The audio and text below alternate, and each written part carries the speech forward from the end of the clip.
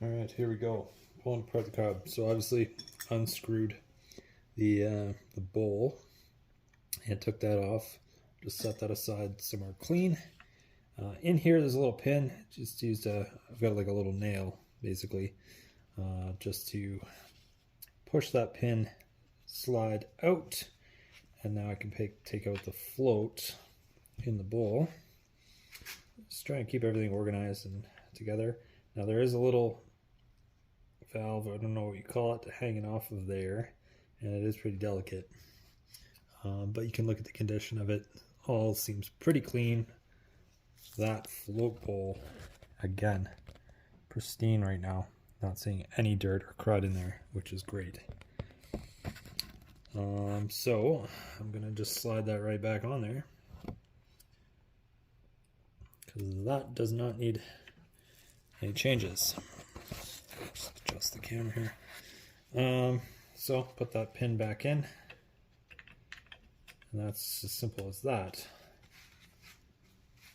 for the float. Okay, so now I'll check the jets. So got this top one that screws or unscrews separately, and this is actually two pieces. So right now I just took off the top piece. I'm actually going to try and take, or the whole unit, the jet, sorry.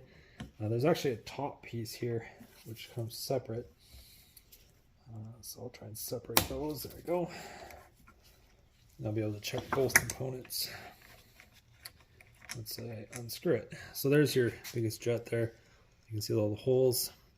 And I've just been holding them into the light, checking that there's nothing inside. And these are, again, super, super clean. Again, that top piece comes off. You can check that it's all clean inside. Check all the way through.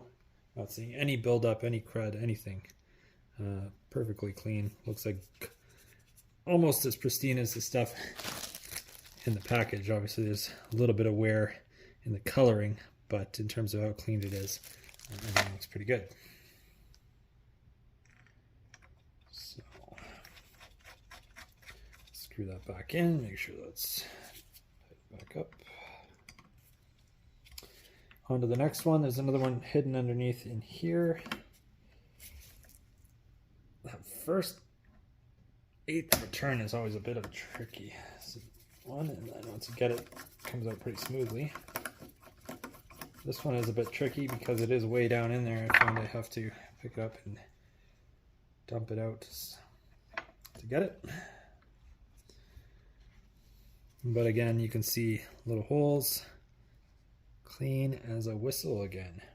Look inside and it's clean in there as well. So I'm not even going to bother doing anything with that.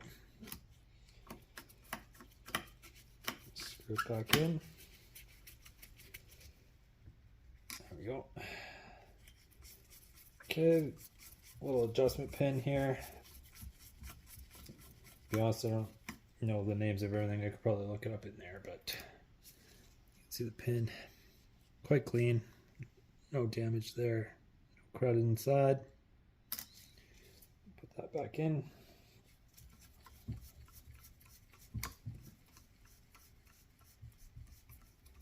This one, I'm noticing a little bit of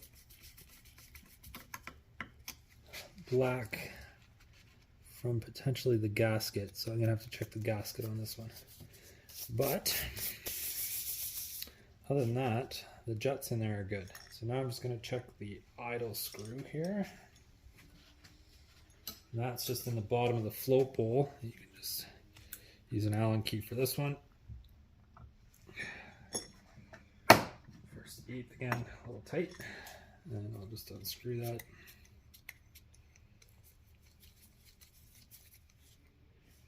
And you can see that looks pretty clean as well. Not seeing any damage there. Everything looks pretty normal.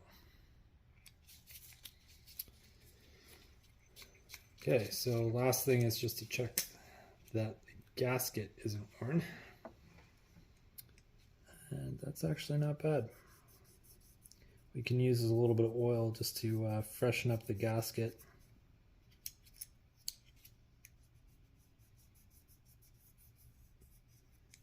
But that's got good. Looks pretty solid. So I'll go and throw that back on there. So whatever this black was, must be from something else. Might have been from one of the tools I was using. Again, try and keep things clean so that you're not confusing things or getting dirt into the carbs, because that'll just cause you to have an issue when you currently don't, like me. Okay, replacing the screws now so I don't end up having issues with those stripped ones again.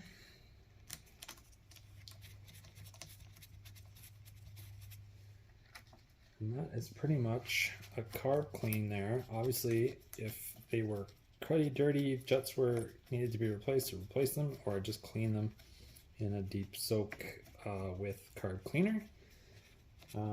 But these bowls and jets all look pretty solid, so I'm not going to replace them today.